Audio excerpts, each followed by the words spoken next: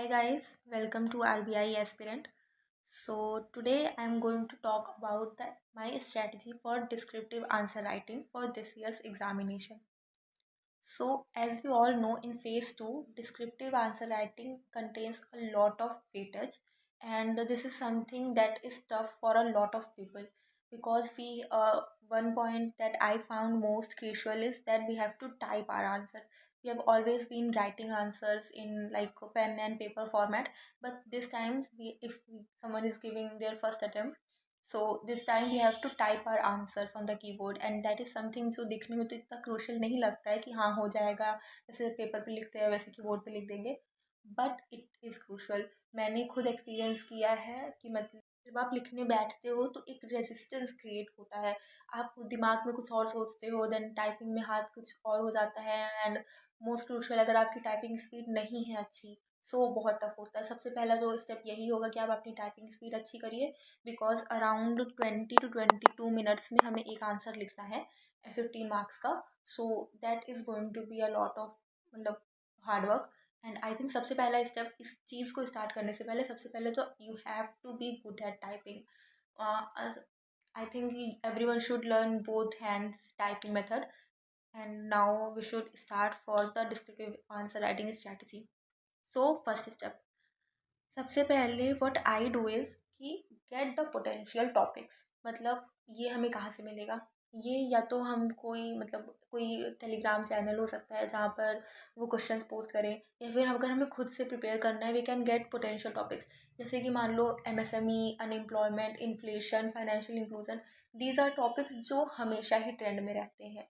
ये अभी अभी जो हमारा एज चल रहा है करंटली इंडिया का, उसमें ये सब टॉपिक्स बहुत ही न्यूज़ में है. So you should make further material इनका. तो ऑल्सो आप जैसे न्यूज़ फॉलो कर सकते हैं, आप डेली का कोई न्यूज़पेपर पढ़ें या फिर न्यूज़ देखें वीडियो, तो वहाँ पर यू कैन सी कि करंट में पोटेंशियल टॉपिक्स कौन कौन से चल रहे हैं. फॉर एग्जांपल अभी इस टाइम पे ट्रेड वॉर्स, डी डॉलराइजेशन, ये सब बहुत ही ट्रेंड में चल रहा है, ये हमेशा नहीं रहता है. You have to get two types का टॉपिक. सबसे पहला जो हमेशा ट्रेंड में रहता है, एंड देन सेकंड जो अभी करंटली है. हमेशा में आ जाएगा unemployment, inflation, women empowerment, then malnutrition, ये सब.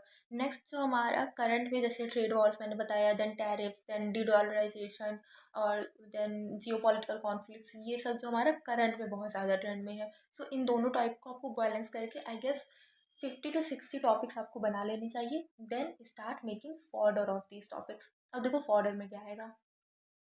इन टॉपिक्स का पोटेंशियल क्वेश्चन क्या हो सकता है, या तो they can ask you about challenges क्या क्या है, देन गवर्नमेंट ने क्या क्या स्टेप्स लिए हैं, सोल्यूशन क्या क्या है, या फिर इम्प्लीकेशंस क्या क्या हैं, पॉलिसीज़ क्या क्या उसके रिलेटेड है. इस सब तरह की जनरल चीज़ें हो सकती हैं. जैसे मान लो अगर मैं एग्जांपल ले लेती हूँ फाइनेंशियल इंक्लूजन का.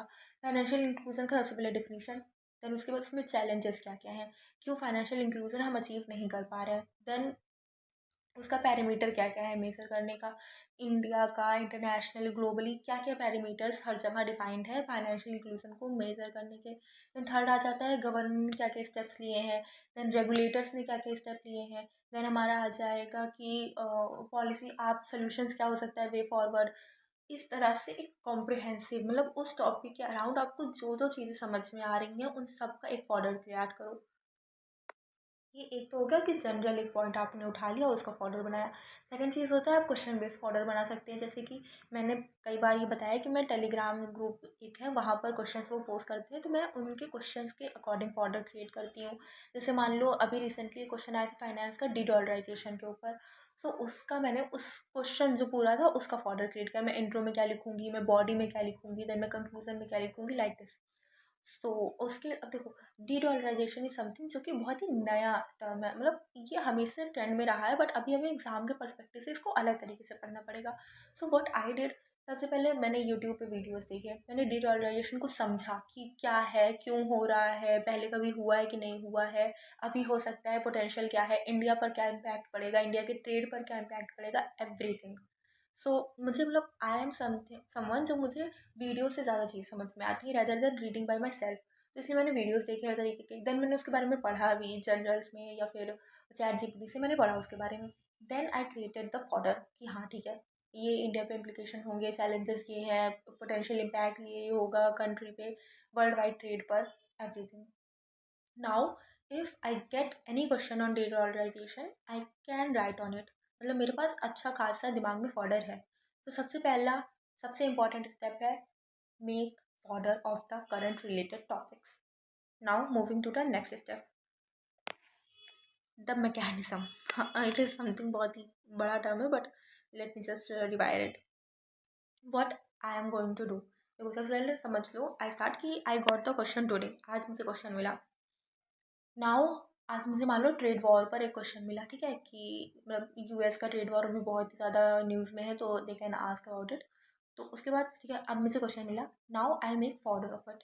एक पेज में पूरा मैं उसका फॉर्डर बनाऊंगी कि मैं इंट्रो में ये लिखूंगी, मैं बॉडी में ये लिखूंगी, कंक्लूजन में, and everything I right about it. And same day उसको मैं पढ़ भी लूँगी. मतलब जब मैं लिख रही हूँ तो ऑब्वियसली वो मेरे दिमाग में बैठ रहा है, तो मैं उसको पढ़ लूँगी अच्छे से, फाइनल कि हाँ अगर मुझे क्वेश्चन मिल जाता है तो मैं ये लिखूँगी पूरा. नेक्स्ट, आज का दिन अब गया. अब मैं आज उस आंसर को नहीं लिखूंगी, बिकॉज आज ही मैंने वो पढ़ा है, मेरे दिमाग में वो बैठा है. तो मैं आज, तो अगर मैं लिखूंगी तो I can not test myself कि मुझे कितना याद है कितना नहीं याद है. I am going to write it tomorrow at the end of the day. Tomorrow at the end, और if I don't get time और anything happens, then next day morning में I sit and I start typing. Question लेके and I start typing timer लगा के. अब ये time आ गया है कि आई थिंक हमें टाइमर के साथ प्रैक्टिस करनी चाहिए. सो टाइमर मैं 20 मिनट्स का टाइमर लगाऊंगी, वो कम करने से ज़्यादा. And then I start writing, and then मुझे जो भी आएगा दिमाग में मैं लिखूंगी. देन उसके बाद मैं अपना आंसर चेक करूंगी कि मैंने क्या जो जो पॉइंट सोचे थे वो लिख पाई कि नहीं, and everything. So how this is going to help me, सबसे पहले मुझे रिवाइज भी हो जाएगा कि मैंने जो पढ़ा, एंड देन मुझे ये टेस्ट भी हो जाएगा कि मैंने कितना रिटेन कर पाई, मैं कितना नहीं रिटेन कर पाई, and how I am going to do it, मतलब ऐसे. So this is my whole strategy for answer writing. And next is last में प्रैक्टिस ऑन कीबोर्ड. मतलब I am also doing it, and मुझे इसको improve करना है. That we are typing on laptops. हमारे सबके पास लैपटॉप है, मतलब बहुत ही कम लोगों के पास डेस्कटॉप होगा. तो लैपटॉप है, बट वहाँ पर जो मेन एग्ज़ाम होगा हमारा, वहाँ पर we have to write on keyboards, and वो भी डेस्कटॉप पर. और वो कीबोर्ड्स कैसे होंगे वी डोंट नो. तो वो बहुत ही ज़्यादा मतलब खराब हो सकते हैं या फिर कैसे. तो दिस इज समथिंग मैं अभी स्टार्ट करने वाली. I am just going to get a keyboard, and then I start practising on keyboard rather than on laptop. So yeah, this is going to be my strategy for descriptive answer writing. And if this helps you in any way, so I'm more than grateful. Okay, then see you in the next video. Bye bye, take care.